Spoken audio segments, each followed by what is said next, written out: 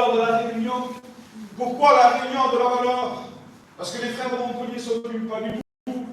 C'est parce que lui, il est là. C'est parce que sa parole le déclare. Alléluia. Et je voudrais vous dire que là, où il y a la parole de Dieu qui est honorée, il honore sa parole. Il honore ses serviteurs, mais c'est la parole de Dieu qui est honorée au milieu de nous. Et par rapport à ce que nous honorons la parole de Dieu, nous avons cette assurance que la Bible nous dit que 2 ou 3 assemblés dans son nom, il est là. Amen. Je remercie vos pasteurs. Je vais demander à Pascal qui m'ont présenté devant le Seigneur. Nous l'avons chanté. Tu es grand, tu es infiniment grand. Seigneur, et dans cette soirée, il n'y a que ce nom que nous voulons élever. Oui. Le nom de Jésus. Il n'y a pas d'autre nom parmi lequel nous pouvons être sauvés, conduits, dirigés. Tu es tout pleinement. Alors, Seigneur, que dans cette soirée, saisis-toi de ton serviteur, qu'il soit ce canal de bénédiction pour ton peuple. Amen. Amen. Voilà. Je voudrais, sans plus tarder, vous lire un passage de la parole de Dieu, parce que je vous ai parlé de la parole de Dieu. J'ai un texte qui me vient à l'esprit, je le trouve, je crois que c'est dans l'évangile de Jean, chapitre 17, et au verset 3.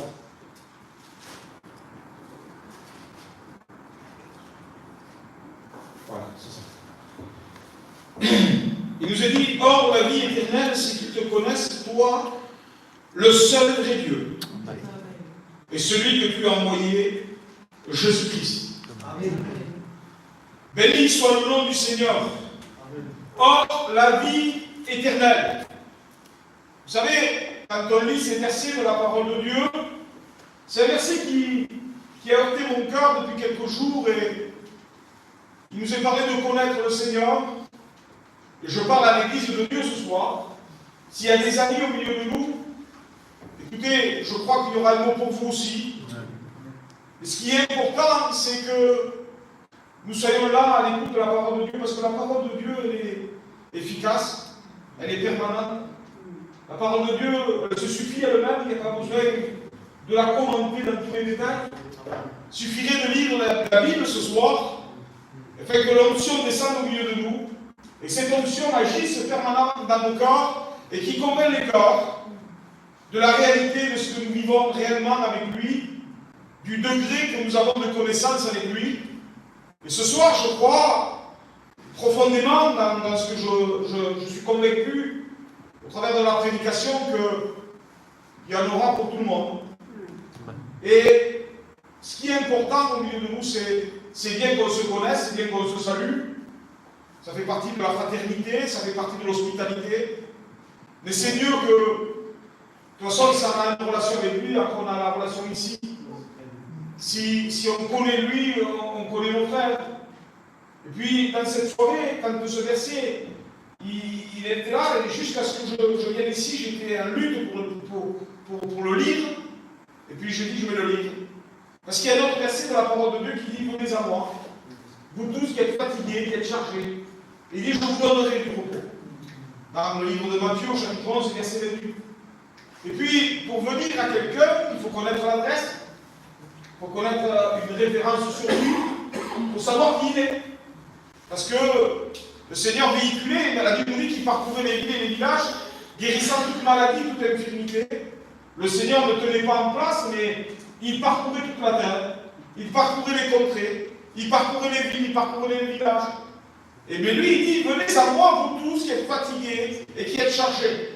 Et la Bible nous dit, quand il y a un autre verset qui nous est dit, quand je serai élevé entre ciel et terre, j'attirerai tous les hommes à moi.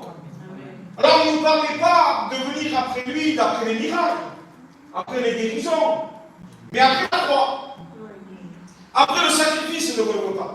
Et il y a trop de gens qui suivent Jésus pour les miracles qu'il opère, pour les guérisons, pour ce qu'il donne, mais pas pour ce qu'il est. Et il y a un conflit qui s'empare de l'œuvre du Seigneur et de l'œuvre de Dieu qui est au milieu de nos assemblées.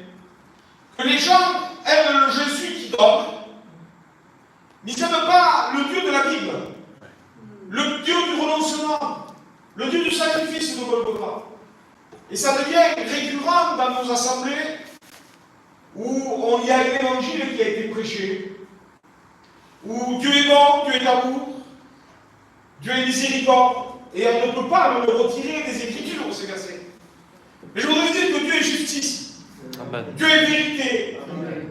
Et quand on prend dans l'intégralité les textes originaux de la parole de Dieu, nous nous apercevons que dans le temps que nous avons rencontré le Seigneur, vous savez, il y a 22, 23 ans que je suis le Seigneur, je sais que mon espérance est dans les cieux, mais chaque jour, je découvre là où il veut m'amener. Tu sais où il veut t'amener? Pas du tout. Je le suis en lui faisant confiance. Il y a trop de gens qui veulent savoir ce qui va se passer, ce qui va être, ce qui va devenir, comment il va te bénir, comment il va intervenir dans une telle ou telle situation. Et ça ne s'appelle plus du domaine de la foi, ça s'appelle l'incrédulité. Parce que c'est un manque de confiance en Dieu, c'est un manque d'assurance. Et moi je sais une chose, c'est que nous ne suivons pas une religion, nous ne suivons pas un homme, nous suivons Dieu. Amen. Alors, en suivant Dieu, je suis en toute sécurité, dans le sens que je sais qu'il va m'amener à bon port, à bonne destination. Il veut m'amener là où lui, il veut m'amener. Et ce n'est pas à moi de dire ce qu'il faut qu'il fasse pour ma vie. Si Dieu donne, béni soit Dieu. Si Dieu ne donne pas, eh bien, béni soit Dieu. Que le nom de Jésus soit béni. Amen. C'est la vie d'un chrétien qui correspond à une connaissance de Dieu, qui réfléchit dans ce sens-là. Mais un chrétien qui n'a pas la connaissance de Dieu, il est venu à Dieu, on lui a promis le ciel sans repentance, on lui a promis un évangile de légèreté, où Dieu est bon, Dieu est miséricorde, Dieu voit ton cœur, un peu, vous savez, comme on sait chiner, quand on sait sonner aux portes, on frappe aux portes, on sait chiner, on sait présenter notre marchandise. Mais je voudrais vous dire que l'évangile, ce n'est pas se faire chiner. L'évangile, c'est d'être une révélation de Jésus dans nos corps. Amen. Parce que s'il n'y a pas de révélation de Jésus dans nos corps, c'est un évangile frauduleux. C'est un évangile qui ne correspond pas. C'est l'évangile où on dit tout le tapis rouge est devant nous, c'est bon, vas-y, marche, continue à vivre dans ton état, continue à vivre dans ta position, mais en réalité, au premier tempête, première difficulté, on voit des gens où ils claquent les portes de nos assemblées, on ne les revoit plus. Excusez-moi, mais j'ai rencontré des gens où ils avaient rencontré cet évangile-là, et quand ils ont connu la difficulté, quand ils ont connu le problème, ça y est, ils ont levé le poing contre Dieu, mais ils étaient chrétiens, ils étaient à l'assemblée, ils chantaient à la chorale, ils étaient baptisés, et ils avaient une fonction dans l'église, ils donnaient leur offrande, ils donnaient leur livre. Oui, mais il y a eu un problème. Il est tombé parce qu'il y a eu un problème, tu comprends? Il a eu ceci, il a perdu son travail. Vous savez, avec une certaine légèreté, on annonce ça comme si ça serait normal, où on vit chez nous ici-bas. On pourrait vous dire que ici-bas, on n'est pas chez nous. La Bible nous dit que le Dieu de ce siècle, qui est Satan, a aveuglé l'intelligence des hommes, afin de ne pouvoir briller la splendeur de l'évangile de la gloire de Dieu. Ici-bas, il n'y a que peine et misère. Ici-bas, on n'a jamais dit, que la Bible, Jésus l'a dit lui-même, celui qui veut venir après moi, qui renonce premièrement à lui-même, qui se charge chaque jour de la croix et qui me suive. Mais il y a des gens qui veulent suivre Jésus et puis la croix est encombrante pour aller à certains endroits. Vous savez, un jour, il y avait une histoire, un homme a cité cette histoire-là, ça me vient à l'esprit, je la cite. Il y avait 3 amis qui se sont réunis pour établir un parcours. Et puis, dans ce parcours-là, cette histoire nous dit que celui qui organisait le parcours avait de nombreuses croix qui étaient suspendues à un mur. Et puis chacun a dit, prenez une croix, parce que pour finir le parcours, pour aller dans le parcours, il faudra que vous reveniez à la croix. Et puis, ce qui s'est passé, c'est que il y en avait un qui avait pris une grande croix, l'autre il avait pris les croix, ils étaient là, ils avaient pris leur parcours. Mais comme la croix était embarrassante, il y en a un qui a été intelligent, il y en a un qui a été vicieux. Vous savez ce qu'il a fait, tu vois? Il a scié un morceau de croix. Elle est trop lourde, la croix. C'est trop encombrant. Ça passe pas. ça n'est pas où on passe, on tape de partout, on sort de partout. Alors il a dit, moi je vais la scier. Vous n'avez pas comme moi. Vous n'avez pas compris. Et puis au moment donné, ce qui s'est passé, c'est que cet homme-là, bien sûr, il est arrivé avant ses copains au passage. Mais quand il est arrivé devant ses copains, il se trouve devant un précipice. L'histoire nous dit que là, il est dépourvu de sens. Et au lieu de pouvoir passer de l'autre côté, il ne peut pas. Vous savez pourquoi? Parce qu'il a scié la croix. Et son copain qui est arrivé avec du temps en retard, il a vu la situation. Et ce qui s'est passé, c'est que lui, il a pris la croix qu'il n'avait pas sciée. Et il a fait le tour. Je voudrais vous dire qu'il y a trop de gens qui veulent que l'évangile de la prospérité, l'évangile de la réussite, l'évangile qui ne coûte pas, qui ne demande pas trop de renoncement. Et c'est alors que quand on arrivera au jour que Dieu a marqué, que Dieu a fixé, ce sera que les vrais. Ce sera que ceux qui ont eu la révélation qui partiront à la rencontre du Sauveur. Ce que je voudrais vous dire ce soir, c'est de croire sans croire. C'est de lui faire confiance. C'est de l'accepter dans toute sa grandeur, dans toute sa pureté, dans ce qu'il est à lui. On s'est engagé de le suivre dans les bons et les mauvais moments. Et nous voulons continuer à le suivre à lui. Mais pour le suivre, il faut le connaître pour mieux le servir. C'est pas ça, non? Il faut le connaître. Il faut le connaître parce qu'arrivé à un moment donné, quand on ne peut pas, quand la médecine ne peut pas, quand on voyait Steve, il a témoigné de son témoignage, il disait qu'ils avaient une très bonne situation, qu'ils avaient tout pour réussir, mais quand la dépression le frappe un foyer, ça fait du grabuge. Et puis, un mot de Dieu dans un foyer, un mot de Dieu, et quand on a Dieu avec nous, c'est la sécurité. Je dis souvent à l'église là où je suis, assurons-nous de garder Jésus. Assurez-nous de garder la parole de Dieu, assurons-nous d'être du côté de Dieu. Mettons-nous du côté de Dieu, c'est le plus fort, c'est le vainqueur. Et la Bible dit que nous sommes vainqueurs, plus que vainqueurs, par celui qui nous fortifie. Donc l'église de Jésus, ce soir, je crois de tout mon cœur, que la parole de Dieu n'est pas là pour reprendre qui que ce soit. Elle est là pour faire un milagre dans nos cœurs. Elle est là de réellement connaître-nous Jésus dans toute sa bonté. Toi, mon ami qui est là et qui n'a pas encore fait l'acte de foi, l'acte d'obéissance, de t'engager plus loin, d'aller plus loin avec le Seigneur, je voudrais te poser cette question. Connais-tu Jésus? Connais-tu ce Sauveur? Connais-tu ce Seigneur qui t'aime tellement, qui t'a donné sa vie pour toi? Connais-tu ce prince de la paix, ce conseiller, cet ami fidèle, celui qui aime tout le temps, celui qui ne compte pas, il ne compte pas son temps pour toi, parce qu'il t'aime. Alors, je veux réaliser ce soir, dans sa bonté et dans sa grandeur, que Dieu nous aime, qui est l'action de l'Esprit, Église de Jésus. Nous sommes là pour être des témoins, pour être celle de la terre. Mais si nous ne sommes pas, nous sommes témoins de rien, si nous ne sommes pas témoins de la mort et de la résurrection du Seigneur, comment voulez-vous que nous puissions être le sel de la terre et être des témoins à Jérusalem, dans la Judée, en Samarie et jusqu'aux extrémités de la terre, que c'est alors que nous n'avons pas eu aucune action de révélation dans nos cœurs? On ne peut pas. Je connais des gens qui témoignaient de Jésus avec une cigarette à la bouche. J'ai connu ça. J'ai connu en réalité des temps d'ignorance, des temps d'aveuglement, des temps où les gens vivaient dans la désobéissance et continuaient à venir à la réunion et prendre l'hostie. On a connu ça dans nos églises. Mais je bénis le nom de Jésus, de ce qu'aujourd'hui l'œuvre de l'Esprit, au travers de la parole qui est honorée dans nos assemblées, il n'y a plus d'ignorance à ce sujet-là. Mais l'évangile est prêché dans toute sa vérité. Vous savez, il n'y a rien de plus sourd que celui qui ne veut pas entendre. Il n'y a rien de plus sourd que celui qui ne veut pas entendre. C'est le dicton du monde, ça. Mais en réalité, quelle vérité? Parce que il y a des gens où on leur prêche l'évangile et quand l'évangile véritable est prêché, on ne les voit plus. Ils nous critiquent, ils nous parlent dessus. Pourquoi? Mais c'est pas à moi, c'est pas ma faute à moi. Je prêche l'évangile. On prêche Jésus-Christ crucifié, Jésus-Christ ressuscité, Jésus en esprit au milieu de nous. Est-ce que je voudrais vous dire ce soir, je répéterai ces paroles, connais-tu le prince de la paix? Connais-tu Jésus dans sa nature, dans ce qu'il est, dans ce qu'il donne, dans ce qu'il nous demande des fois de faire? Vous savez, quand je réalise ça, vous savez que que Jésus a été conduit par l'Esprit dans le jeûne, dans le désert, dans le jeûne et la prière. Il a été conduit lui-même dans le désert.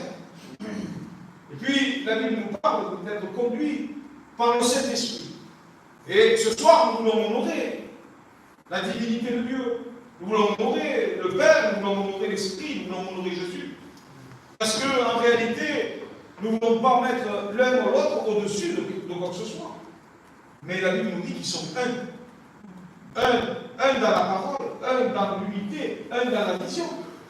Et en réalité, aujourd'hui, je crois de toute mon âme, c'est sûr dans mon cœur que Jésus fait les choses dans l'ordre. Jésus fait les choses dans l'ordre. Et si nous avons cet attribut de Christ dans nos cœurs, les attributs de Dieu dans nos vies, nous aurons ce sentiment-là de vouloir faire les choses dans l'ordre. De faire les choses quand Dieu nous demande de les faire. Et de ne pas les faire quand Dieu ne nous demande pas de les faire. Vous savez, même si on veut faire des actions qui sont bonnes, eh bien, si ce n'est pas Dieu qui nous envoie, on désobéit. Parce que des fois, on est là, souvenez-vous de cet homme qui a voulu, Usa, je crois, si mes souvenirs sont bons, Usa a voulu retenir l'arche qui allait tomber. Il était tiré par des bœufs, et Dieu n'était pas d'accord face au système-là. Mais l'homme avait fait des choses astucieuses. Parce qu'on est astucieux, on est des gitans. Vous avez vu, on a coupé la croix tout à l'heure. Gitan, c'est ça. On est astucieux, on est plus intelligent que ce soit. Mais cet homme-là avait monté sur un char avec des bœufs. L'arche de l'Alliance était là. Et Dieu n'était pas d'accord. Parce que c'était pas comme ça devait être porté sur. C'est les autres, les Lévites, qui devaient porter ça. Et à un moment donné, ça bascule, et à un moment donné, l'homme, il voit tomber l'arche de l'Alliance. Vous savez ce qu'il fait, lui? Il a des bonnes intentions, il retire. Et à un moment donné, Dieu le tue pas, sur le champ. Dieu est injuste. Pas du tout. Dieu ne lui avait rien demandé. Parce que si Dieu l'aurait voulu, l'arche serait pas tombée. Pour nous dire que dans cette soirée, ne faisons pas ce que Dieu ne nous a pas demandé. Je sais ce que Dieu m'appelle. Je sais à quoi il m'appelle. À rester fidèle. Dieu cherche des hommes et des femmes fidèles qui dispensent droitement la parole de la vérité. Et vous savez, je parle avec vous et je développe le message, je le reçois en même temps que vous. Et je bénis le nom du Seigneur. Il y a des mois que ça me fait ça. Et je continue. Et je bénis le nom du Seigneur. Pourquoi? Parce que je sens que Dieu veut parler au peuple de cœur à cœur. Et c'est tellement facile aujourd'hui de préparer des notes, préparer des messages, préparer des réunions. Je voudrais vous dire que charnellement c'est facile. C'est l'Esprit de Dieu qui faut conduire. Et l'Esprit de Dieu qui conduit nos réunions, nos assemblées, nos ministères, nos chantres, nos diacres, tous nos services dans tous les domaines. Il faut que Dieu conduise chaque maison, chaque vie, personnellement. Bien sûr qu'il y a des ministères qui sont établis pour conduire le peuple, pour être là. Mais si le ministère n'est pas rempli du Saint-Esprit et qu'il n'est pas conduit de l'Esprit, c'est en décadence avec tout. Dans cette soirée, je crois de tout mon cœur que Dieu veut que les choses soient à sa place. Chaque chose à sa place. Dans l'ordre, dans la bienséance, dans l'amour, dans la vérité, dans la communion, dans la franchise de cœur, sans hypocrisie, mais en vérité de cœur. Je réfléchis à ça, je réfléchis à la multiplication des pains, où Dieu a demandé, Jésus avait demandé de ranger, par ranger le 50. Pourquoi ranger le 50 et pourquoi bien dans l'ordre? Oui, parce que Dieu est l'ordre. Il représente ce qu'il est. Il représente ce qu'il est. Il n'était pas au milieu d'un marché, au milieu d'une foire. Il était dans un champ de prairie, il était là, il dominait le lac de Philène qui est là. Et puis il est là, il voit le peuple, il est ému de compassion, ils étaient comme des brebis n'ayant point de berger, il est ému, il a compassion, c'est son peuple, ils sont malheureux, il est là, il sait qu'il peut les bénir. Il leur dit à ses disciples, donnez-leur vous-même à manger, mais on est là, il n'y a rien. il y a une petite enfant qui a 5 pains et 2 poissons. Il dit, mais allez-y, faites asseoir, faites asseoir. Je vais vous dire que c'est le problème de Dieu. Ta difficulté, ton problème, ça devient le problème de Dieu. À partir du moment où on est là, on ne s'agite pas. On est là, on est dans la communion avec lui, on ne s'agite pas. On ne promène pas des regards inquiets. On le suit. On le suit. Et quand on le suit, ça marche. Ce n'est pas à lui à nous suivre derrière. Mais moi, je me suis pas à pas. Seigneur, où tu vas? Pas besoin de lui poser la question. Je suis Jésus. Je me sens bien. Vous savez, comment tu fais pour savoir que tu suis Jésus? L'homme, c'est pas l'homme quand il marche de se diriger. Mais c'est d'après sa parole. C'est d'après la parole de Dieu que nous sommes dirigés, nous sommes conduits. La Bible dit, je vous conduirai dans toute la vérité. Le Saint-Esprit vous conduira dans toute la vérité. Et on sait quand ça cadre ou quand ça ne cadre pas. On sait quand on est dans une place qui correspond ou qui ne correspond pas. On le sait, on se sent à notre place. On n'est pas dans un état d'inconfort, mais on se sent rassuré. On a Jésus avec nous. Et il est là, il nous conduit. Il y a l'onction de Dieu qui a le sceau de Dieu sur nous. Mais quand ça ne va pas, quand on n'est pas là où Dieu veut qu'on soit, quand on fait quelque chose que Dieu ne nous a pas envoyé, là-dedans, ça vous le dit aussi. Parce que celui qui est né de Dieu ne pratique pas le péché. Celui qui est né de Dieu ne pêche plus. Et puis ce qui est important, c'est que quand on le suit par l'Esprit, conduit par Dieu, conduit d'après la parole de Dieu, conduit par l'Esprit, mais là où on va, Dieu vous répond. On chante des cantiques et ça bénit. On fait une petite réunion, ça bénit. On sent l'esprit descendre. Vous savez, je m'occupe des prisons à Tarascon. Et je fais des réunions comme ça dans une locale, un peu plus grand que celui-là qui est là. Et des fois j'ai des petites détenues. Des fois j'en ai 15, des fois j'en ai 2. J'ai fait 200 km, des fois il n'y en a pas, le but est allumé. Mais je sens mon cœur qui bat.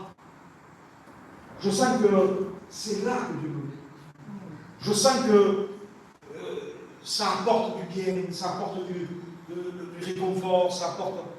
Écoutez, quand Dieu te veut quelque part, ne refuse pas. Fais pas Jonas. Ne fais pas Jonas. Jonas, qu'est-ce que tu fais? Voilà ça. À l'opposition de Dieu. Écoutez, moi, il y a quelques années, je suis pasteur d'église à Figueroa. Les gens voyaient le quartier, aujourd'hui, ils voyaient l'église, ils voyaient grande église, ils voyaient du monde. Il y a 15 ans, vraiment, 15 ans qu'on a souffert, on a bataillé, on est là, il arrive les gens. Ah, c'est une belle église. Mais vous croyez que ça se fait comment? On croit quoi? On croit quoi? Je ne sais pas. On claque le doigt, on a des magiciens. Dieu fait ce qu'il veut. Et je réfléchissais à ça sur ma chaise, mais Dieu, pourquoi tu m'as fait ça? Parce que je réfléchissais, je ne parle pas soir avec les frères, je ne parlais pas. Je réfléchissais. Pourquoi Seigneur, t'as longtemps, mon cher, ici? Il dit, oui, mais je te l'aurais donné avant ça. Je te l'aurais donné avant. Tu n'aurais pas eu ton école. Oui.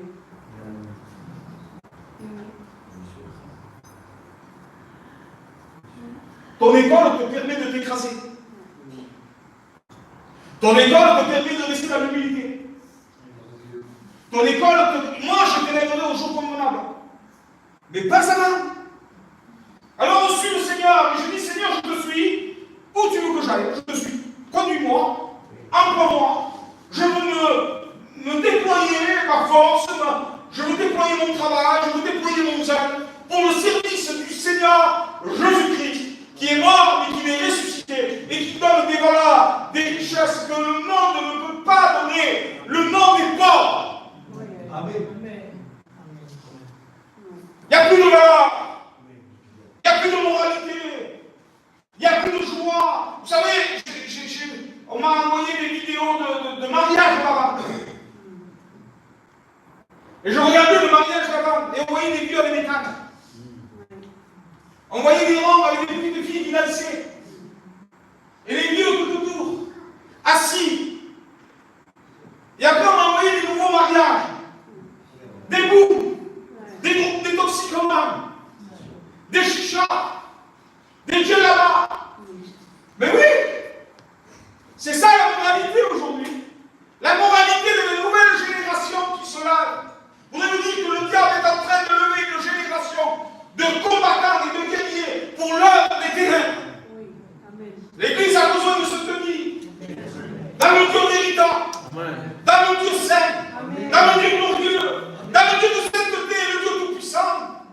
Ça voudrait dire que l'évangile n'est pas lié, mais elle est une puissance de Dieu pour le salut de quiconque croit. Et nous croyons en ce Dieu véritable, qu'il est capable de bouleverser les situations dans les foyers. Et dans cette soirée, quand je réfléchis à tout cela, je réfléchis, je réfléchis beaucoup. Hein. Et des fois je conduis et ma femme dit, mais tu t'es trompé de route. Alors je ne suis pas dans la lune, mais presque. Je vais m'en aller. Ah oui, j'ai essayé de faire demi-tour. Est-ce que je voudrais vous dire, l'œuvre de Dieu m'intéresse. L'œuvre de Dieu m'intéresse. Pourquoi? Parce que c'est Dieu, c'est l'œuvre de Dieu. Elle est à lui, il a donné sa vie pour. Il dit, on ne montre pas la vie. Je la donne. Et l'œuvre de Dieu nous intéresse, elle doit intéresser chacun d'entre nous. Ah, moi, la réunion d'évangélisation, je ne viens pas. Ah, pourquoi tu ne viens pas faire? Ben, je pense que vous êtes évangélisé, moi. Pourquoi vous êtes évangélisé? Tu n'as pas besoin de lutter, toi. Tu n'as pas besoin de combattre. La réunion d'évangélisation, tu ne viens pas. Ah, tu vas venir que pour l'autre image, pour l'hostie. Lors de la vie éternelle, s'ils te connaissent, moi, le seul de Dieu. Jésus parcourait à pied les villes et les villages. Mais aujourd'hui, ça ne nous intéresse plus. Ça n'intéresse plus grand monde de. Pourtant, il y avait le déluge chez nous, le vent, la tempête. Mais on est en camion. C'est presque rien. Dans notre voiture, on y va. C'est une heure de route. Est-ce que vraiment on comprend ce qui est la parole? Vous allez dire, mais chez moi, je suis gay, je m'habille, je lis ma Bible, je doute pour moi. Je suis quelqu'un qui lit sa Bible pour de bon. On ne peut pas rester dans son fauteuil chez lui. Quand il est valide, je veux équilibrer la prédication. Mais quand il est valide, vous savez, à un moment donné, il y a un homme qui est là, et David était sur sa terrasse, et ses hommes de guerre étaient au combat. Il a fini, il était dans son salon, sur sa terrasse. Il a fini, excusez-moi des paroles, il n'a pas bien fini, quoi. Et à un moment donné, il fait venir son serviteur pour couvrir son péché. Il dit, moi, mes frères, ils sont au combat, et moi, je viens chez moi. Il dit, non, je dors là. Je vais vous dire qu'il y a trop de gens qui ont ce sentiment-là. Moi. Et on fait autour d'eux. Ils tournent autour d'eux. Ils s'admirent. Ils s'écoutent. Et c'est alors que c'est lui. Jean-Baptiste, qu'est-ce qu'il a dit? Voici. Amen. Voici l'amour de Dieu. Ne me suivez pas à moi. Ne s'orientez pas vers moi. Même si je dois être le ministère qui soit pas un sujet de blâme, même si je dois conserver mes vêtements purs, même si je dois me garder sage, je dois me garder pur, mais ne me regardez pas à moi, regardons-le à lui. Et à partir de cela, ça marche. Parce qu'à un moment donné, je crois de tout mon cœur, je voudrais vous toucher un mot qu'au moment donné, il a dit, la Bible nous parle dans l'évangile de Luc, au chapitre 5 et au verset 27. Il nous est parlé de Jésus. Après cela, Jésus sortit, il vit un homme, un publicain, nommé Lévi, assis au lieu des péages. Et il lui dit, suis-moi. Et descendu, Il se leva et le suivit. Publicain, collecteur d'impôts, il travaillait au service des Romains. Il voit passer Jésus. Et Jésus le regarde et lui dit, suis-moi. Vous savez ce qu'il fait, cet homme? Il travaille pour les impôts. C'était ça, le publicain. Pourtant, il était juif. Mais il travaille, lui, au service des Romains. C'est-à-dire, le peuple perse, il est soi-disant chrétien, mais il travaille pour le monde. Au service du monde. Et Jésus le regarde et il lui dit, suis-moi. Il laisse son travail. Donc, il sent un appel. Et à partir du moment où il laisse son travail, il n'a pas le droit de quitter son poste de travail. Il risque d'être licencié. Mais il ne regarde pas ça. Il ne regarde pas, il ne compte pas la dépense. Et ce qu'il fait, il quitte le travail, il suit Jésus. Mais moi, cet homme-là, il a eu une attitude qui correspond. Il ne demande pas où il amène Jésus. Et quand tu oublies la suite du verset, tu peux le mettre dedans. La suite du verset,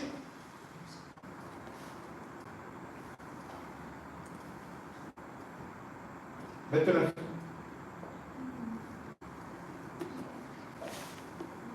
je vous le lis. Lévi lui donna un grand festin dans sa maison.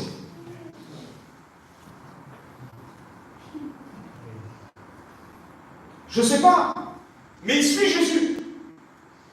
Jésus lui dit, suis-moi.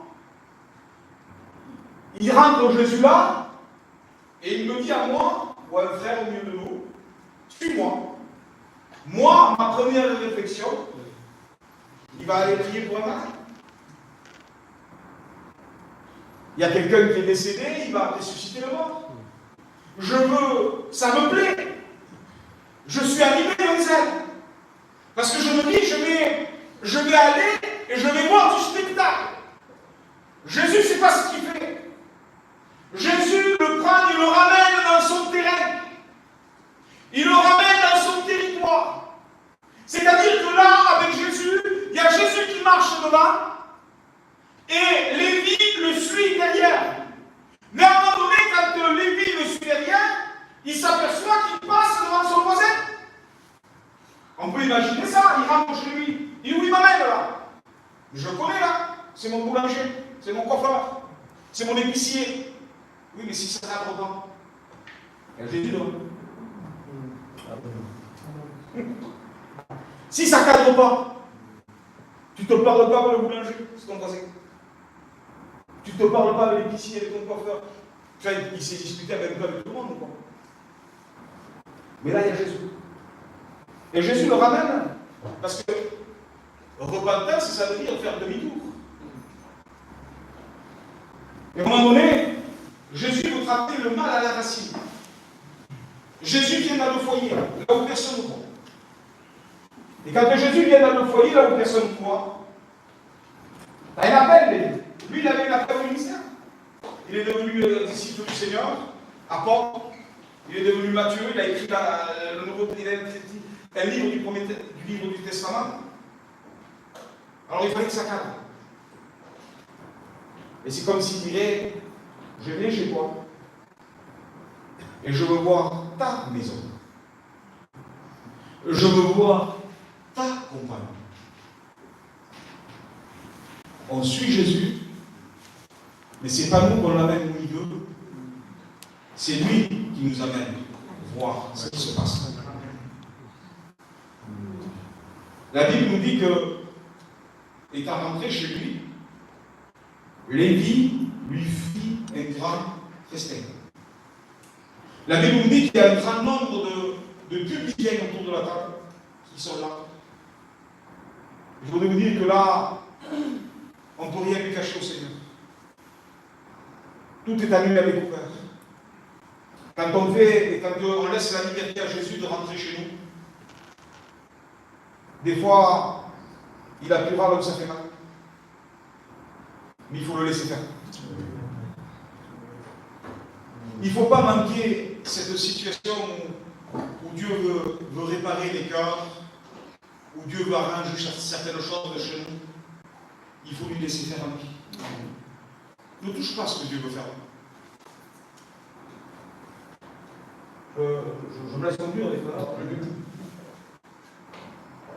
Laisse-le faire. Seigneur, je n'ai pas pu l'arranger. Mais toi, fais-le. Tu veux le faire, fais-le. Bien sûr, le Seigneur ne fera pas ce qu'on est capable de faire.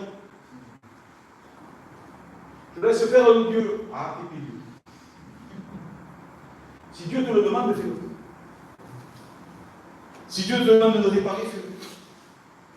Mais si tu n'as pas la force, n'essaye pas de faire ce que tu vois en faire. Qui t'arme, qui te donne le courage, qui t'anime de cet esprit de sagesse, d'humilité, afin que la gloire de Dieu se révèle, afin qu'il prépare favorablement la voie de tes ennemis. Pourquoi je me change ça? Il y a un but bien précis. Dieu connaît tout. Dieu connaît les cartes. Au moment donné, Jésus, la Bible nous dit qu'il devait passer par Jéricho, je crois. Zachée est là. Mais Zachée était un publicain aussi. Vous savez tous que Zachée a voulu monter dans un arbre parce qu'il était trop de petite taille. Il avait des incapacités de pouvoir rencontrer Jésus. Il avait des infirmités, des handicaps pour pouvoir accéder à Jésus. Il y a des gens qui sont, des fois, ils ne sont pas trop aisés pour aller voir Jésus. Ils ont des handicaps, des gros problèmes, des grosses difficultés. Je tourne ça en exhortation, mais écoutez bien. L'évangélisation tourne en exhortation. Mais je crois que c'est bon. Je crois que c'est bon. C'est la parole de Dieu.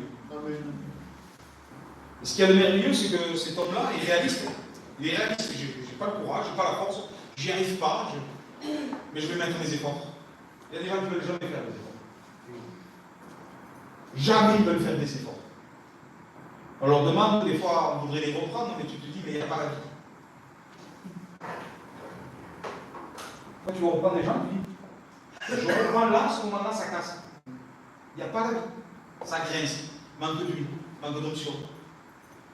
Et au moment donné, il fait ses efforts, il monte là, et Jésus s'arrête et il récompense les efforts. Jésus sait que Zachée était là. Il se lève, il dit, Zachée, entre toi de descendre, il faut qu'aujourd'hui je demeure dans ta maison. Oui, mais le fameux Zachée, chef du publicain, il a vu se convertir les vies. Il était peut-être à table, parce qu'il dit un grand nombre de publicains étaient à table avec Lévi et Jésus. Vous lisez le texte? C'est vrai. Et quand vous comprenez ça, vous dites, mais tiens, il a manqué le premier voyage. Zachée? Oui. C'est une pensée que j'ai. Ça vaut ce que ça vaut. Mais j'y crois. Zachée avait manqué le premier voyage. Et il sait ce que Lévi a dû faire. Et c'est pour ça que lui dit, j'ai fait toi avec eux. Je le rends votre truc. Pourquoi? Parce qu'il savait, on voit des gens qui se sont convertis réellement, et on sait qu'il faut faire ceci, il faut faire cela. Et il y a un peu de mode d'emploi. On a vu les gens le faire ça. Mais si tu n'es pas né de Dieu, ça, si tu ne connais pas, connais-tu Jésus? Parce que si tu ne le connais pas, tu peux connaître la façon qu'il faut intervenir. Tu mets la charrue en allée. Il faut que je fasse. Et on ne demande pas de faire, on te demande de croire. C'est après qu'il faudra que tu fasses. Vous savez, là, l'évangélisation, c'est que Jésus t'aime. L'exhortation, aime Jésus. En premier, c'est pour ça que je disais au début, Dieu fait les choses en ordre. Jésus t'aime, convertis-toi, redonne-toi, et marche à nouveau tes vies. Trop de gens qui veulent le faire. Trop de gens qui. Tu t'en rends compte, je vais à l'assemblée. Je vais aux Alléluia. Alors, il va falloir que je me marie. Il va falloir que je lève ma pension. Écoute-toi. Ça, c'est ce que le diable te met comme mur. Je disais ça à mon fils l'autre jour. Je disais, mon fils, toi, tu ne vas pas à la réunion parce que tu aimes aller marier. Tu aimes. Tu aimes aller dans les mariages. Tu aimes aller faire la fête. J'ai dit, quand tu te convertis, j'ai dit, moi, mon père, je crois que j'ai aimé la fête. Je crois que j'ai aimé. Mais quand je me suis converti, j'ai été dégoûté.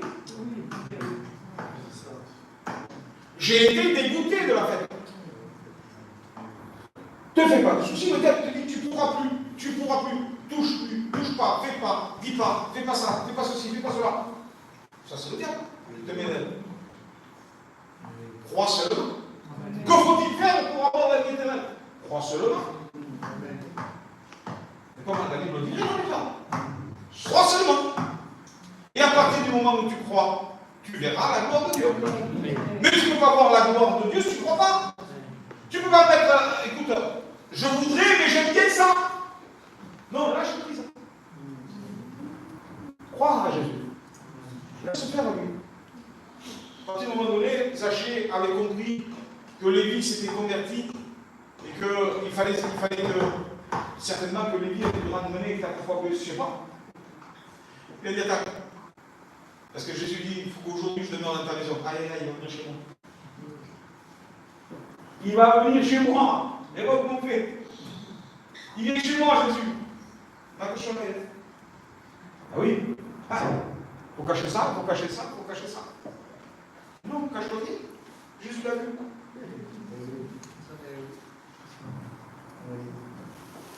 Cache rien, Jésus l'a vu. Mais parce que Jésus l'a vu, il t'a libéré. Amen. Parce que tu as avoué, il va te donner la force de te laisser. Même je parle des chrétiens. Il y a des chrétiens encore comme ça. Des chrétiens qui sont comme ça.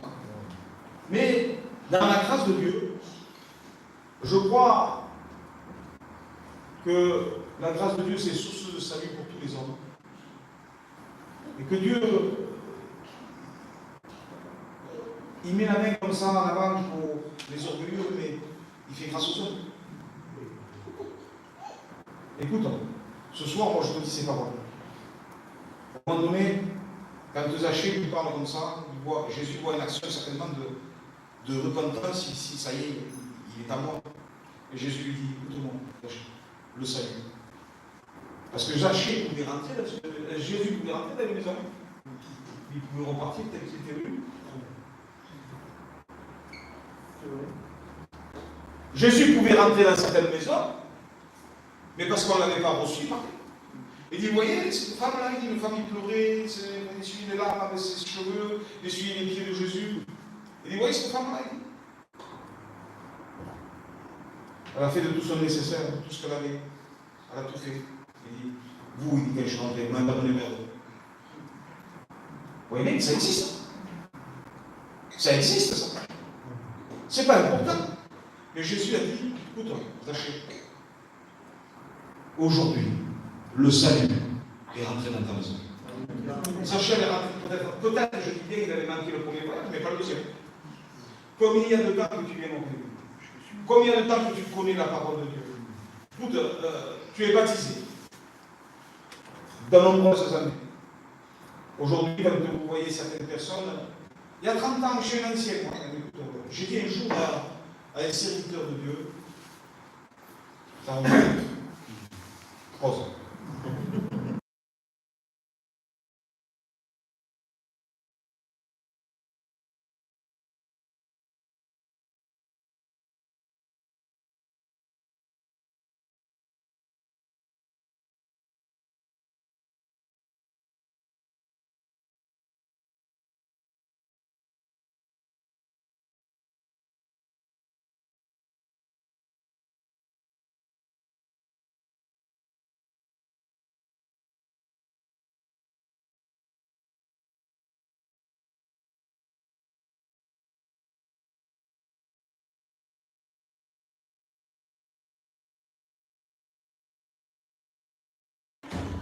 Vous comprenez le sens? C'est pas l'âge du baptême ou l'âge du ministère qui va faire de toi quelqu'un de malade ou de noir. C'est ta vie. Est-ce que ça capte? Est-ce que Jésus vient chez toi? Il peut ouvrir toutes les portes de la maison. Toutes les portes. Ou tu t'es réservé une porte pour toi. Non, non. Laisse passer Jésus. Amen. Alors moi je crois de tout mon cœur, ce qui a été porté ce soir, je me suis senti une liberté de prêcher ce message. Et je découvre en même temps que vous, ce que le Seigneur veut nous dire. Est-ce que je connais Jésus? Est-ce que je lui fais assez confiance? Est-ce que je lui permets des fois d'ôter ce qui ne va pas? Ou j'ôte des fois ce que lui me demande d'ôter? Seigneur, donne-moi la cigarette. Ouais. Jette-la pour moi. C'est vrai. C'est trop ambitieux, trop juste ça. Comprendre le sens que ça, c'est peut-être ça détend, ça fait rire. Mais pour beaucoup d'autres choses, c'est ça aussi. Ce soir, je crois qu'on a besoin de remercier le Seigneur. Je vais demander à votre pasteur, de prier au Seigneur. Or, la vie éternelle, c'est que tu le connaisses, toi seul et que Jésus-Christ. Amen.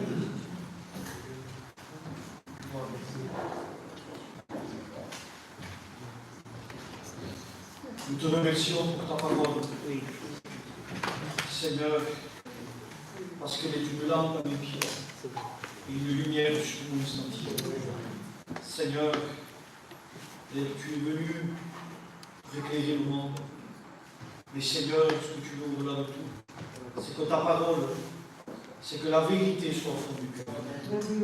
Alors Seigneur, que chacun de nous, à ce que nous avons entendu, nous puissions, Seigneur, le mettre en pratique, de rechercher, d'y aspirer, Seigneur.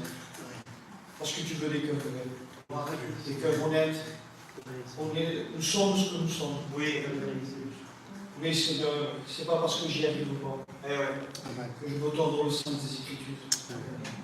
Accorde des cœurs vrais, Seigneur. Amen. Accorde-nous de l'humilité, de la